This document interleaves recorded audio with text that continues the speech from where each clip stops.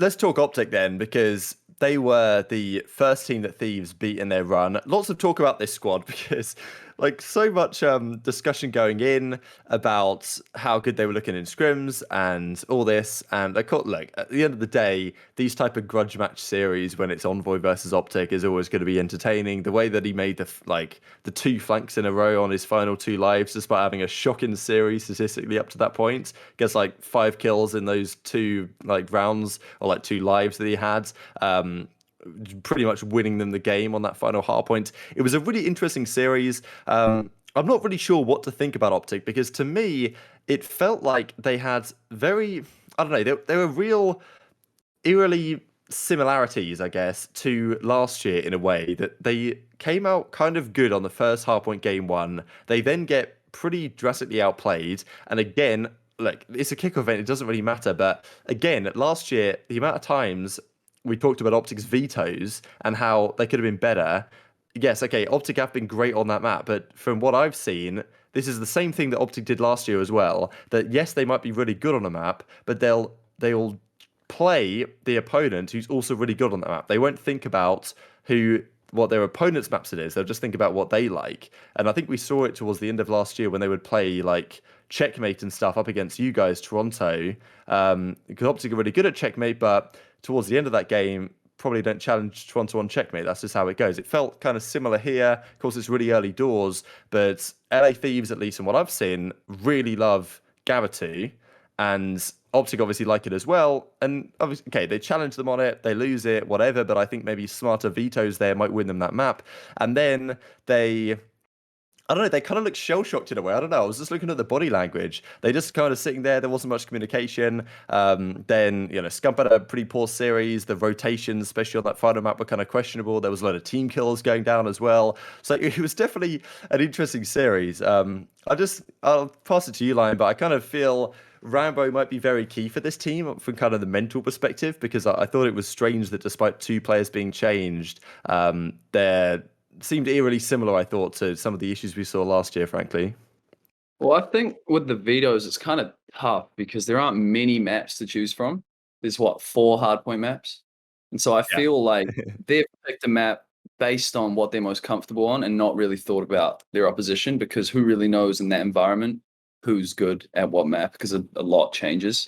With OpTic, though, I feel like their potential is insane. And throughout the early part of this year, before this tournament, they were performing so well on online. Do you guys follow, what is it, CDL Scrims? What is it? Yeah, Scrim Intel is the account. Yeah. Scrim Intel, yeah. He like seeing all the maps and like seeing exactly how they've been playing online is encouraging. It just seemed like they got beaten out the blocks in this match. And in that last hard point, when things came down to it, they weren't watching the flank, and Envoy pulled off one of his iconic plays as always. But what are your thoughts on OpTic so far, Marky?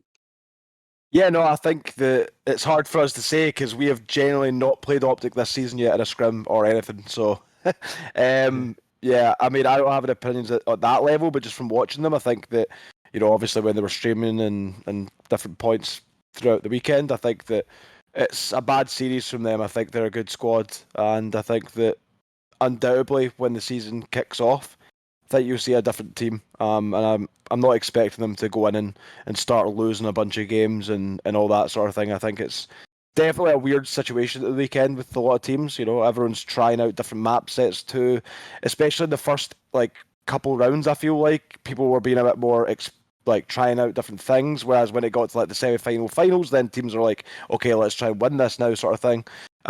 So I think there was that sort of thing going on too. Teams not wanting to show too much on the rest in the early doors. That's a fair point as well. Can you touch a bit on the whole not having scrimmed OpTic situation? Because, I don't know, I heard some weird stuff about this, that somehow there was some blacklisting going on. I didn't really buy any of it, but I don't really, can you explain at all why that's the case? Because it seems strange to me that you guys haven't scrimmed each other. Just pure coincidence. We used to play them loads last year. Generally, there's no reason behind it. Just so happened that every time that we were scrimming or we had one booked against them before we went back to the UK for the holidays, something happened, like they had content or something along those lines. Since we've been back, I believe we might have had one scrim against them that was booked that had to be cancelled for whatever reason. So like we do book scrims against each other. There's just been things that have happened or our schedules haven't aligned. But there's no reason on our end, at least as far as I'm aware. Well, I booked the scrim, so yeah, I'm definitely aware that there's none of that on our end, and I don't think there is on theirs either. So yeah, it's just pure coincidence. I buy it. Unless they're deliberately saying, "Oh, it's a content day today, lads. Sorry, got to cancel this one." Other thing, stuff people like are talking about it in the chat about the whole like who snipes, right? And this was a topic that was brought up yesterday. Dashi said on stream that at this event, Illy was sniping. We know that Illy and Dashi mechanically both unbelievable snipers, but there was one search and destroy map played, right, where Octane generally got the better of Illy. He was kind of killing it on the defense. Illy maybe got a couple of shots in. Octane hit maybe 4 or 5. And that made some impact in some of the early rounds. And there was immediately some talk about, okay, like, should Dashi be the one to pull the sniper out? Because fact of the matter is, in all of the, when Dashi's been around, Black Ops 4 especially, the amount of insane moments that came from Dashi's sniper were unparalleled by pretty much any other player than Simp, basically.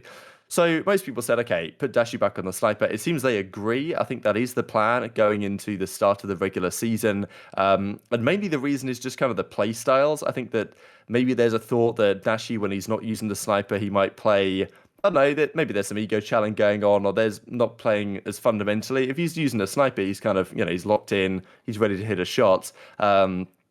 Whereas Dashi's comment on Illy, where that he reckons that Illy's the best search and destroy player he's ever seen, and he's better off not using a sniper and just roaming or doing whatever else he wants to on the map, so he's not restricted in the role. So to me, that makes sense. We only saw one map, of course, of them using their current setup, but it seems like they're going to change it. And I think that, to me, seems like a sensible choice line, just because Dashi on the sniper, we know Illy's talented, he hit some great shots in Modern Warfare, but Dashi's someone else. Yeah, I agree. I think that if we just look at Dashi in BO4, it was kind of insane what he could do with a sniper. And with Illy in the same game, doing wages and S&D tournaments, that guy, the routes that he runs, the reads that he makes is pretty insane. So I could imagine that they'll swap that just for the next event, even just to try it. But yeah, I think that team could be really solid in Search and Destroy. It just seems like after that one map, they couldn't get it together. But later in the season, they should. Yeah, I think that it makes sense for them. Illy is known to communicate a lot. I think he's obviously got that chemistry with the shots he already built up, so I think it makes sense to have them sort of, roam around together a lot more.